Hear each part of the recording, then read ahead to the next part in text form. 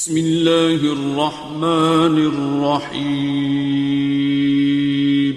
پہلے مرحلے پہ واضح کر دے رہا ہوں کہ میری گفتگو کسی کے خلاف نہیں ہے، کسی کو ٹونٹ نہیں ہے، کسی کو طنز نہیں ہے۔ درود پڑھ دیں محمد۔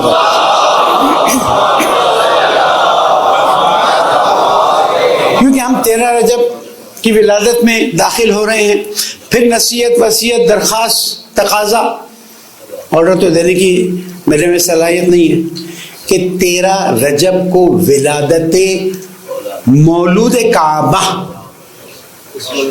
ولادت کا لفظ بھی آئے گا اور مولود کعبہ کا لفظ بھی آئے گا۔ اس کے علاوہ آپ کو استعمال کریں گے، اس کا مطلب ہے ابھی آپ کا ایمان کمزور ہے۔ میں واضح کہہ دیتا ہوں، اگر کوئی 13 رجب کو ظہور کا لفظ استعمال کرتا ہے، مجھے اس سے سوال کرنے کا حق ہے کہ یہ کون سا ظہور ہے۔ 13 رجب کو مولود کعبہ امیر المومنین علی ابن ابی طالب علیہ السلام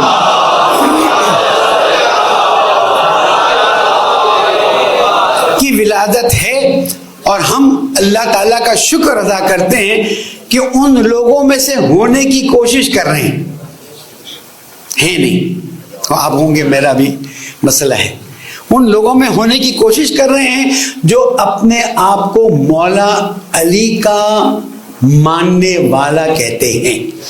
اور یہ کوشش بھی بڑی بات ہے، کیونکہ ہم کہتے ہیں اور وہ قبول نہ کریں،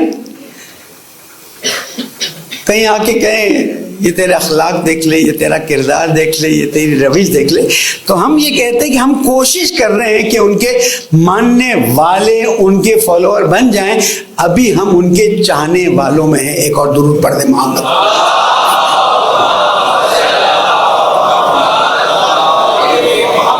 تو یہ وہ انوار قدسیہ ہیں جو اللہ سبحانہ و تعالیٰ نے رسول اکرم اور ان کے بعد مولا کائنات اور خاتون جنت اور 11 اماموں کو عطا کیے ہیں۔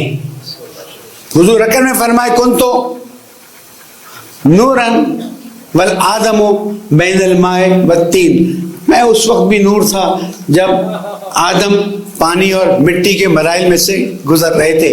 وَأَنَا وَعَلِيٌّ مِّن نُورٍ واحد، میں اور علی ایک نور سے ہیں، اور اسی لیے مباہلہ کی بات بار بار کرتا ہوں کہ ہمارے اور آپ کے ذہنوں میں، دلوں میں، ایمان میں رسوخ کر جائے کہ تم اپنے نفس کو لاؤ، ہم اپنے نفس کو لاتے ہیں۔ اب یہ نفس کیا ہے؟ آپ جو ترجمہ کرنا چاہیں، آپ جو معنی لینا چاہیں، آپ جو تفسیر لینا چاہیں، آپ کی مرضی ہے۔ ہم کہتے ہیں جو نفس رسول ہو اس کے اندر وہی صفات ہوں گی غیر از نبوت جو رسول اکرم کے اندر موجود ہیں، اور اسی لیے فرما دیا انت منی بمنزلت ہارون میں موسیٰ الا انہ لا نبی بعدی۔ ہم نے کبھی بھی مولا کائنات کو رسول اکرم کے بعد نبی کا اعلان نہیں کیا، اور اسی لیے جنہوں نے بعد میں آ کر اور چیزوں کے دعوے کیے، تو ہمارا یہ اعلان، ہمارے مکتب کا یہ اعلان کہ نبوت ختم ہو گئی، امامت شروع ہو گئی، اس بات کی دلیل ہے کہ رسول اکرم کے بعد کوئی نبی، اتنا آہستہ بولیں گے تو وہ سمجھیں گے کہ ہم رسول اکرم کے بعد کوئی نبی، اور امامت اس پہ اسٹیمپ لگا دیتی ہے۔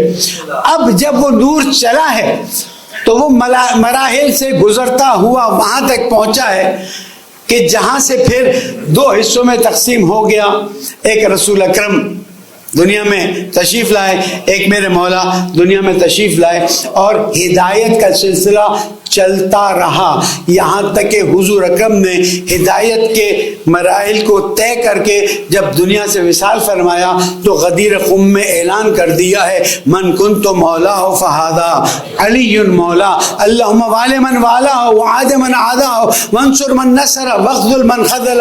پوری گفتگو ہے، اور موقع ہوگا تو میں ولادت کی ان ایام میں، ہم نے 20 جمادی الثانی سے 13 رجب تک اس چیز کو سمیٹنا ہے اور آگے بڑھنا ہے، اس لیے کہ بعض مرتبہ ہمارے گفتگو میں محبت کا عنصر زیادہ ہو جاتا ہے اور عقیدے کا عنصر کم ہونے لگتا ہے، اور اس کا نتیجہ نقصان ہونے لگتا ہے. ہمیں محبت کا اظہار کرنا ہے تو بھی ویسے جیسے بتایا گیا ہے, عقیدہ بھی آگے بڑھانا ہے تو ویسا ہے جیسے بتایا گیا ہے. مجھے اچھا لگتا ہے, میں پسند کرتا ہوں, میں یوں کرنا چاہتا ہوں. مذہب اہل بیت میں کسی کو یہ اختیار, میری بات واضح ہے. اور اسی لیے ہم دیکھتے ہیں غیبت کے زمانے کے بعد کسی نے یہ دعویٰ نہیں کیا کہ میں یوں کہتا ہوں, میں یوں سمجھتا ہوں. جو بھی دعویٰ کرتا ہے وہ کہتا ہے قرآن میں یہ ہے, حدیث میں یہ ہے, ائمہ معصومین میں یہ ہے. اور میں نے ایک بات بہت عرصے پہلے کہی تھی, حضرت سلمان فارسی رضی اللہ تعالیٰ عنہ, حضرت ابو ذر ہوں, حضرت مقداد ہوں, جو بھی اصحاب کرام میں سے ہوں, جو کہیں کہ میں یہ کہتا ہوں ہمیں قبول نہیں ہے, جو کہے کہ ہم نے ان 14 انوار میں سے سنا ہے ہمیں قبول ہے. تو پھر اصحاب کی عزت تو ہم کرنے والے ہیں نا, اصحاب کو فالو کرنے والے تو ہم ہیں. اسی لیے نہ ہم کسی کی ذات کی بات لے سکتے ہیں, نہ ہم کسی کی ذات کو فالو کر سکتے ہیں سوائے 14 معصومین علیہ السلام کے.